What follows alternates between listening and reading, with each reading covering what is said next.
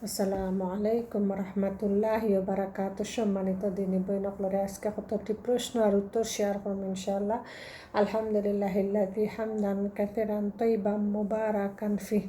আল্লাহুম্মা সাল্লি সাল্লিম আলা নাবিয়িনা মুহাম্মদ। কোন দুজন নবী মুহাম্মদ সাল্লাল্লাহু আলাইহি ইসলামের আগমনের সুসংবাদ প্রদান করেছিলেন? ইব্রাহিম আলাইহিস সালাম ও ঈসা আলাইহিস সালাম। ইয়াকুব আলাইসাল্লামের আরেক নাম কি? ইসরাইল। ইউনুস আলাইসাল্লামের আরেক নাম কি? জুন্নুন। ঈসা আলাইসাল্লামের আরেক নাম কি? মসিহ। কোন নবীর নাম জন্মের আগেই রাখা হয়েছিল? মুহাম্মদ সাল্লাল্লাহু আলাইহি ইসলামের জন্মের পূর্বেই নাম রাখা হয়েছিল আহমদ। সূরা সফর 6 নম্বর আয়াত। ইয়াহিয়া আলাইসাল্লামের সূরা মারিয়মর 7 নং আয়াতে। ঈসা আলাইসাল্লামের সূরা আলে ইমরানের 45 নং আয়াতে। ইসহাক আলাইসাল্লাম ও ইয়াকুব আলাইসাল্লাম সূরা হুদর 71 নং আয়াতে। আদম ও শীত আলাইসাল্লামের পর যিনি নবী হিসেবে এসেছিলেন তিনি সর্বপ্রথম কলম দ্বারা লিখেন। আল্লাহ তাকে সিদ্দিক হিসেবে কোরআনে ঐক্য দিয়েছেন। সেই নবীর নাম কি? ইদ্রিস আলাইসাল্লাম। একজন নবীকে কিশোরী অবস্থাতে আল্লাহ জ্ঞানী করেছিলেন এবং তাকে তাওরাতের শিক্ষা দিয়েছিলেন। তিনি কে?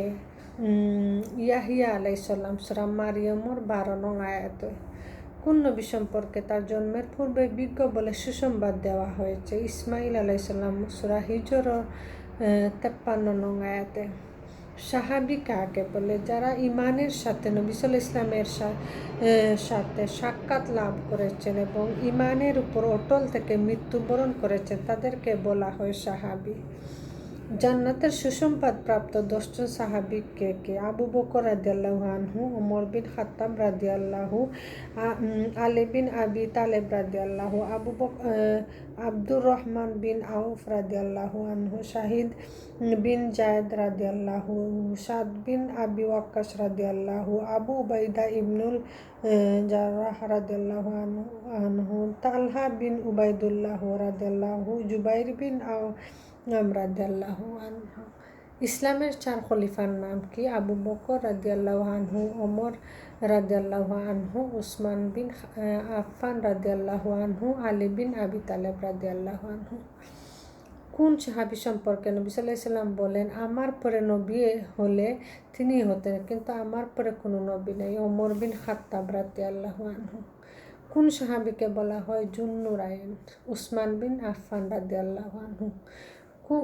কেন উসমান বিন আফফান রাদিয়াল্লাহু জুন্নুরাইন বলা হয়?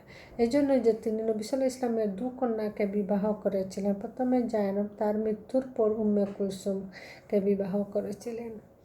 কোন সাহাবীর উপাধি ছিল আবু তুরাব? আলী রাদিয়াল্লাহু আনহু।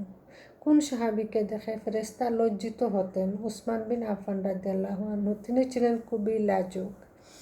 কোন সাহাবীর ইমানের সাথে সমস্ত মানুষের ইমান ওজন করলেন তার ইমানের পাল্লা ভারী হয়ে যাবে? আবু বকর রাদিয়াল্লাহু আনহু। আবু বকর রাদিয়াল্লাহু আনহুর প্রাকৃত নাম কি? আব্দুল্লাহ বিন উসমান রাদিয়াল্লাহু আনহু। কোন সাহাবী নবী সাল্লাল্লাহু আলাইহি ওয়াসাল্লামের 10 বছর খিদমত করেছিলেন? আনাস বিন মালিক রাদিয়াল্লাহু আনহু। কোন সাহাবীকে বলা হতো জীবন্ত শহীদ? তালহা বিন উবাইদুল্লাহ রাদিয়াল্লাহু আনহু। কোন সাহাবীকে বলা হতো উড়ন্ত শহীদ? জাফর বিন আবি তালেব রাদিয়াল্লাহু আনহু। কোন সাহাবীকে বলা হতো সাইফুল্লাহ বা আল্লাহর তরবারি? খালিদ বিন ওয়ালিদ রাদিয়াল্লাহু আনহু। আমাদের প্রিয় নবী কখন জন্ম লাভ করেন? 9 রবিউল আউয়াল মমান্তরে, 12 রবিউল আউয়াল সোমবার দিন 570 মমান্তরে, 571 খ্রিস্টাব্দে হস্তি বছর। আমাদের নবী জন্ম লাভের পর কে তার লালন পালনের দায়িত্ব গ্রহণ করেন? দাদা আব্দুল মুতাল্লিব। কে রাসূল সাল্লাল্লাহু আলাইহি ইসলামের নাম মুহাম্মদ রাখেন? দাদা আব্দুল মুতাল্লিব। নবীজির কত বছর বয়সে তার পিতা মাতা ইন্তেকাল করেন? তার জন্মের পূর্বেই পিতা এবং তার বয়স যখন 6 বছর হলো মাতা ইন্তেকাল করেন। দাদা আব্দুল মুতালিবের ইন্তেকালের পর কে লালন পালনের দায়িত্ব নেন? চাচা আবু তালেব। নবীজি কত বছর বয়সে চাচা আবু তালেবের সাথে শাম দেশে সিরিয়া সফরে যান? 12 বছর। কৈশোরে নবীজি কী কাজ করতেন? অল্প বেতনে মক্কাবাসীদের ছাগল চড়ানোর কাজ করতেন। কৈশোরে নবী সাল্লাল্লাহু আলাইহি ওয়াসাল্লাম পিতৃদের সাথে একটি যুদ্ধে অংশ নেন। যুদ্ধটির নাম কি? হারবুল ফুজ্জার। হিলফুল ফুজল কি? মক্কার সম্মানিত লোকেরা অত্যাচারিতের সাহায্য করার জন্য একটি চুক্তি সম্পাদন করে তাকে হিলফুল ফুজল বলা হয়। নবী সাল্লাল্লাহু আলাইহি ওয়াসাল্লাম পিতৃদের সাথে এই চুক্তিতে অংশগ্রহণ করেন।